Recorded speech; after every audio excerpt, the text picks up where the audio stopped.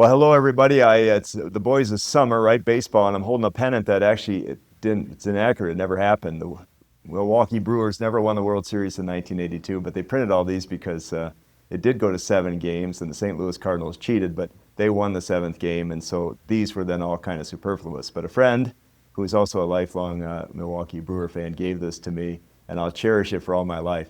I always tell people that I hope I get to see the Brewers in the World Series one more time before I die, but I may live to be a very old man.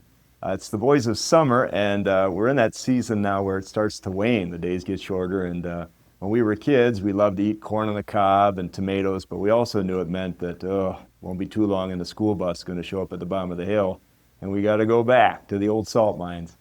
We love summer, especially because in Wisconsin we experience a fair amount of winter, cold and ice and snow.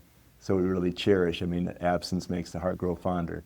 But the change of seasons isn't such a bad thing. Every season has its fruits. We enjoy slowing down, a little more time with our family and our friends, the warmth, the vitamin D of the sun, all those good things.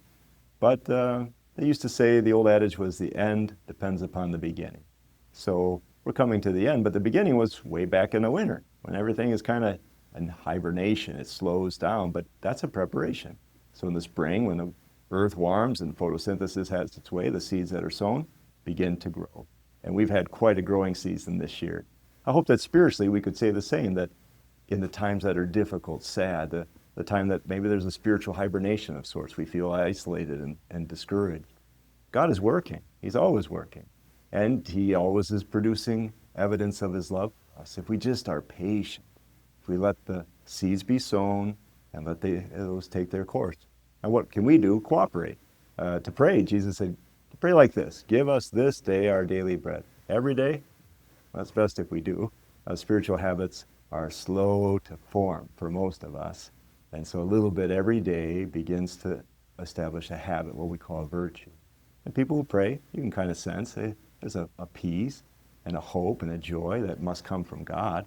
It doesn't come from our own performance or our bankroll or whatever. It seems to be something supernatural.